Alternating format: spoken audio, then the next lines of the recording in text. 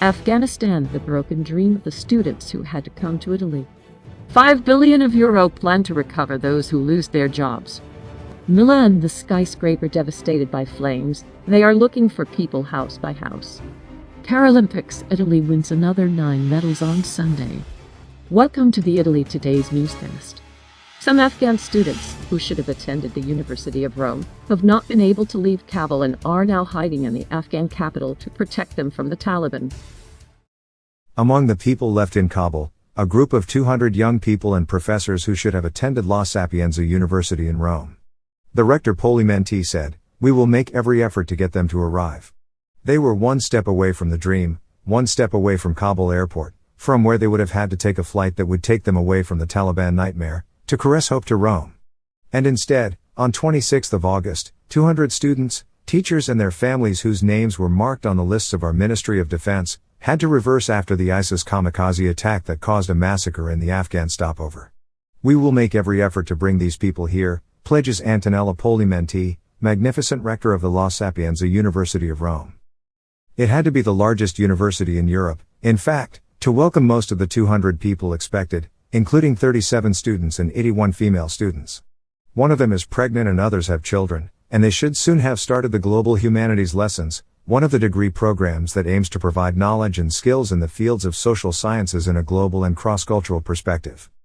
The hope, however, is that these 118 young people, to who are added some students who had not passed the selection and whose curricula are being re-evaluated, will be able to arrive in Italy. And maybe, sit down early among the university benches. Of course, the new attack yesterday near the airport worries us, continues Paralympics, who however says she is optimistic. The situation is delicate, especially for the 81 students. For the moment they are safe, explains the rector. Some of them came from Herat, but fortunately now they are hiding in Kabul. Going back would be too dangerous. They are divided into groups. From 12 to 20 with a coordinator in contact with both us and the government. Obviously when I say safe, I mean that they are not on the street, but in temporary apartments. They are forced to move every 3 days, for safety reasons. The first request to the Interior and Defense Ministries came from the University on 17 August. Support was also requested from the Foreign Ministry. Our administrative offices in the internationalization area, explains the rector, have sent the necessary documentation to have these people included in the list for the transfer. Our Afghan students have helped with the translations, and we made a great team effort. We had to wait for students from Herat to arrive in Kabul, 800 kilometers away at a time, when getting around is not easy. On 26 August, divided into groups, the young people were ready to leave. Then there was the attack, says the Vice-Rector Bruno Botta, to whom Paralympics has given a mandate to put together a team of experts, which also includes the Professor Carlos Serrati and the President of the degree course in Global Humanities, Maramata. "There is fear but we must be optimistic," she explains to journalists. "Our moral and ethical duty is to ensure that hope does not die. Our university is open, free, and inclusive. Completely different the mood in Afghanistan. Students will continue to study but in separate classes, as required by Sharia law," said Abdul Baqi Haqqani, Taliban education minister. According to sources from the Farnesina, the attention for the situation is the biggest. "Today a meeting is scheduled. We are focusing a lot on the Franco-English mission," says the rector Paralympics, in the hope of some corridor or flight. But time is running out and hopefully a turning point. The government's active policies project aims to reintegrate 3 million people now unemployed. 75% are women, long-term unemployed, disabled, under 30, workers over 55. 5 paths to bring 3 million people at work, within 2025 with $5 billion from the Recovery Fund.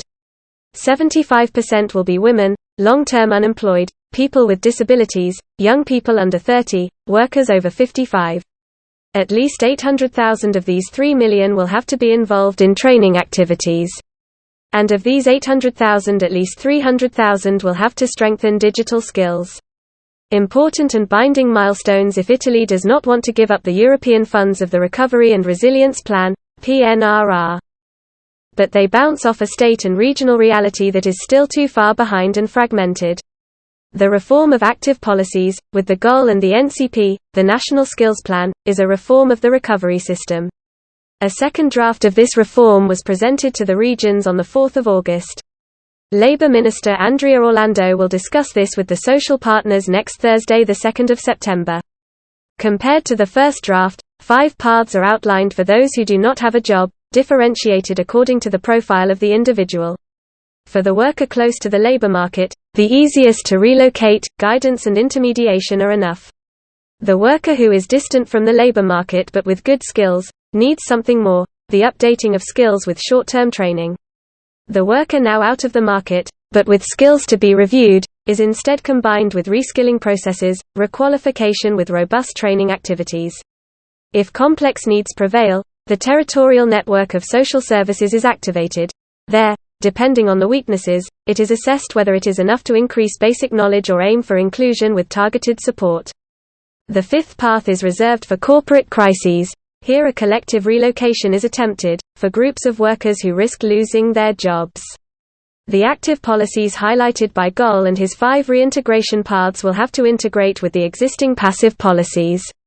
This is why this reform is intertwined with that of the classic benefits. The goal in the 5-year period is to activate all people to work, starting with the most fragile and those who receive financial support. However, it is not yet clear how. The gateway to the 5 paths will still be the job centers.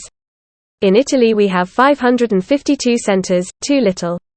The goal is to get down to a branch for every 40,000 inhabitants, also by mobile units, information points, online channels. There is no shortage of money, 464 million for new hires and 1 billion for facilities. Yesterday, hours of fear for the fire in a recently built residential skyscraper in Milan. A short circuit is assumed to be the cause of the fire.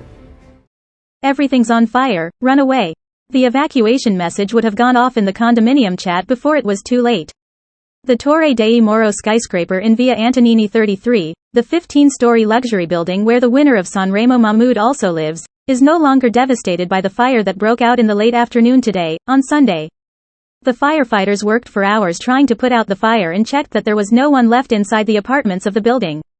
No missing persons have been reported. They let it be known while the checks of the firefighters at work to extinguish the last active outbreaks in the upper floors continue as safety rule. The skyscraper is part of a recently built complex that have also houses offices, restaurants and shops. The palace reaches 60 meters in height and is inspired by the keel of a ship. It is made up of self-supporting polystyrene sheets that are quickly burned, leaving the structure uncovered. About 70 families lived in the building.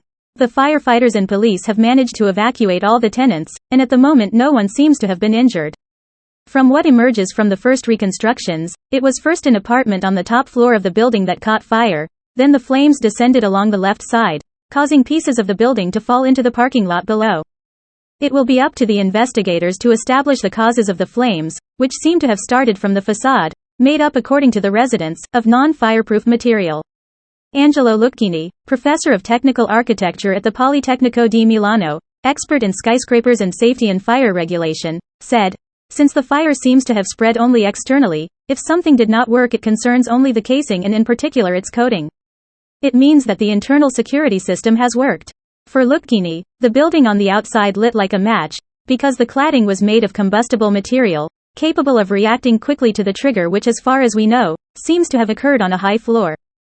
The expert pointing out that, for facades, it is inappropriate and does not match with the fire safety requirements set by the Ministry of the Interior for civil buildings. An obligation does not exist, Lucchini remarks. The guidelines prepared by the fire brigade for the ministry, which were very well done, however, have the value of a recommendation. It should be passed in a mandatory level. Between the skyscraper in Milan and the Grenfell Tower in London, which caught fire quickly, there is a strong analogy, concludes Lucchini. Fortunately, in the Milanese case there were no evacuation problems thanks to the probable compliance with the construction rules on compartmentalization, which have avoided the flames from attacking the internal floors. In London, however, it was a tragedy. Paralympics, Italy wins another 9 medals on Sunday. 3 gold from swimming. Barlam sets the Olympic record. Silver in foil for the trio composed by Vio, Triglia and Mogos. Italy now has 26 medals and is 9th on the tab.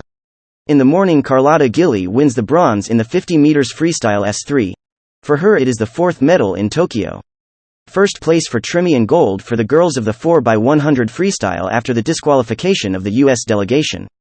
The trio Vio Triglia Mogos was one step away from gold in the foil, against China. Gold medal and new Olympic record in the 50 meters freestyle S9 for Simone Barlam, who completes his personal hat-trick in the Tokyo Paralympics after having already been crowned European and world champion. On the fifth day of the Games, 3 golds, 3 silvers and 3 bronzes. The Italian medal table thus comes to count 27 medals in total, settling in 9th place in the general classification. The first medal of the day came with Giovanni Acenza's 3rd place in the triathlon, PTWC category, repeating the result achieved 5 years ago, in Rio de Janeiro. The Sardinian athlete completed his 3 trials with an overall time of 1 hour 2 minutes 5 seconds, finishing behind the Austrian Florian Brungraber and in first place of the Dutch Jetsplat. Immediately after, the triumph of Barlam, who redeems himself after the final of the 400 freestyle, ended in 6th place, at the debut on the 25th of August. Not even the time to conclude the celebrations that the Italian medal table is increased with another gold, that of the swimmer Argiola Trimi in the 50 meters backstroke S3, while Giulia Terzi won the silver in the 400 meters style free category S7. The 5th medal of the day is Carlotta Gilli's bronze in the 50 meters freestyle in the S13 category. For Gilli, it is also the 4th personal medal in Tokyo, after the gold in the 100 meters butterfly on Wednesday, and the 2 silver ones in the 100 meters backstroke, and in the 400 freestyle in the races of the following 2 days.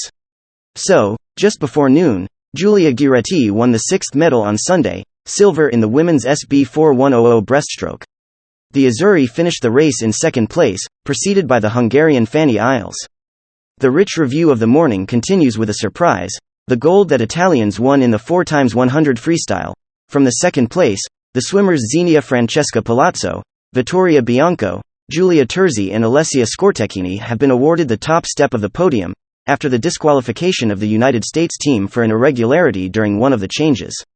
Finally, Carolina Costa, on her debut at the Paralympic Games, won bronze in 70 kg judo. In the afternoon, the women's foil trio took the silver medal, losing the final against China 45-41. Bibi Vio, Loredana Triglia, Andrea Mogos have thus improved the bronze in Rio in 2016, but have seen the Paralympic title fade after fighting, thrust after thrust, against the Chinese team. In the final assault, the Azzurra of Mogliano Veneto started very strong and managed to reach 41-41, but from that moment the Chinese opponent found concentration and put in 4 consecutive hits to Vio, which thus saw the encore vanish of the gold won in the individual Saturday. That's it for today. Thanks for joining us. We invite you to subscribe to the Facebook page and follow us again.